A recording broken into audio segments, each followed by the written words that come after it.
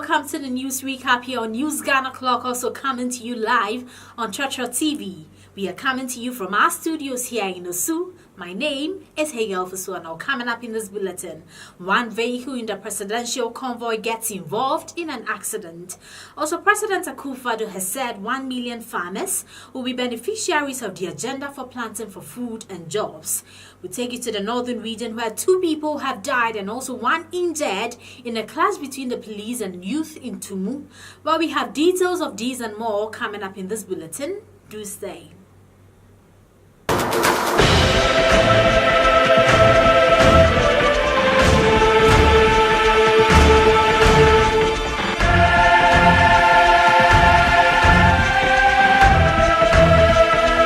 To our first story. 1 vehicle in the presidential convoy has been involved in an accident.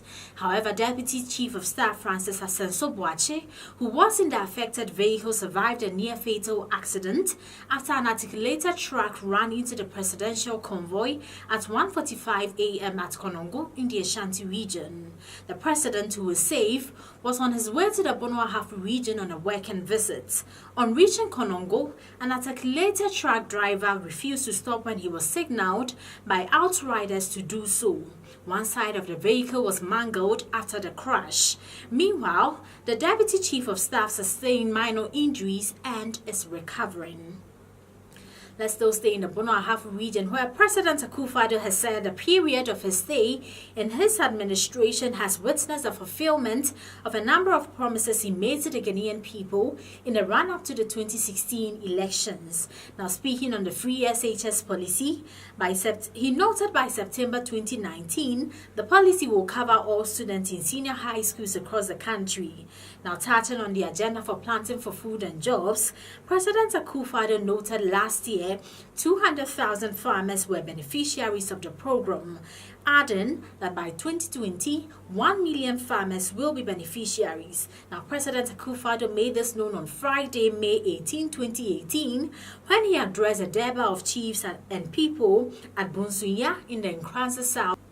Let's take you to the northern region, where 2 people have been reported dead and another injured in Tumu after the police opened fire on some agitated youth on Friday. The youth were protesting the death of a man who drowned in a dam after being chased by the police. The deceased, Kumwai Hanidu, aged 21, was one of the several others escaping arrest yesterday after the police mounted a swoop on suspected weed smokers.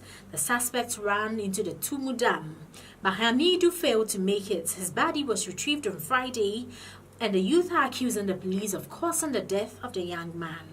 Let's go to Parliament House now, where the Appointments Committee of Parliament has unanimously recommended the approval of Cynthia Jane Koshi-Lamte as Deputy Special Prosecutor.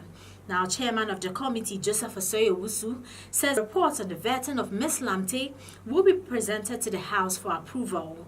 President Akufo-Addo nominated Ms. Lamte for the position of Deputy Special Prosecutor on April 26.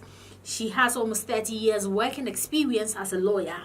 When approved, Ms. Lamte will assist Martin Alamise Ben Kaiser Amidu as the Speaker of Parliament. Professor Aaron Michael Quay has directed a joint committee on constitutional, legal and parliamentary affairs and communication to speed up action to ensure the passage of the Right to Information Bill. He told the committee when Parliament reconvened the second meeting of the second session of the 7th Parliament of the 4th Republic. Now, addressing legislators, Professor Michael Quay told the joint committee to ensure its completed work on the Right to Information Bill to allow for deliberations on the bill.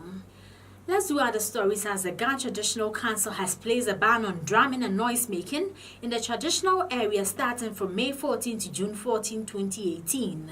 The 1-month-long ban is a custom that precedes the celebration of the Homoa Festival of the Chiefs and People of Gamanshi.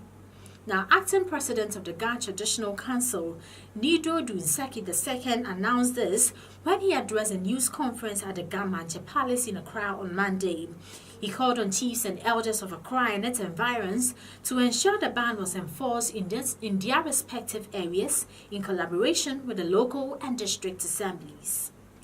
Now, this week on Community Clock, we bring you an update on a story from Liberia House inside the Suringwe estate. It would be recalled that a few months ago, tenants of Liberia House had some issues with regards to specific amounts to be paid for toilet fees. However, a follower by News Ghana Clock on this very issue can boldly confirm that the issues have been resolved and the tenants are living happily. Now let's go to the international scene, where the World Health Organization is to hold an emergency meeting to discuss the risk of Ebola outbreak spreading from the Democratic Republic of Congo. A panel will decide on Friday whether to declare a public health emergency of international concern, which would trigger a larger response.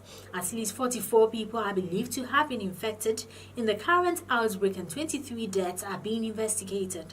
Now, cases emerged in a rural area, with one now confirmed in the city of Mundaka. Let's take it to Ethiopia now. The manager of Dangote cement plant in Addis Ababa, Ethiopia, Deep Camera, was shot by a known gunman on May 16. Now, according to reports, Camera, his secretary and driver were returning from home from the factory when the assailants attacked his car.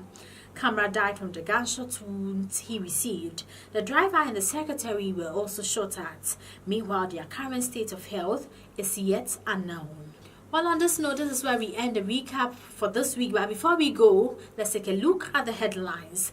Now, one vehicle in the presidential convoy has been involved in an accident. Also, President Akufo-Addo has said 1 million farmers will be beneficiaries of the agenda for planting for food and jobs. Also, we took you to the northern region where 2 people have died and also 1 person injured in a clash between the police and some youth in Tumu. And also on the international scene, the WHO is to hold an emergency meeting over the risk of Ebola outbreak in Congo. Well, thanks so much for joining us on this edition of News Recap here on News Ghana Clock, also live on TroTro TV. The news was produced by Amulens Production. Well, do well to get interactive with us on all our social media platforms on Facebook, Instagram, and on YouTube. And please don't forget to subscribe to our YouTube channels for more news updates. My name is Hegel Fusua.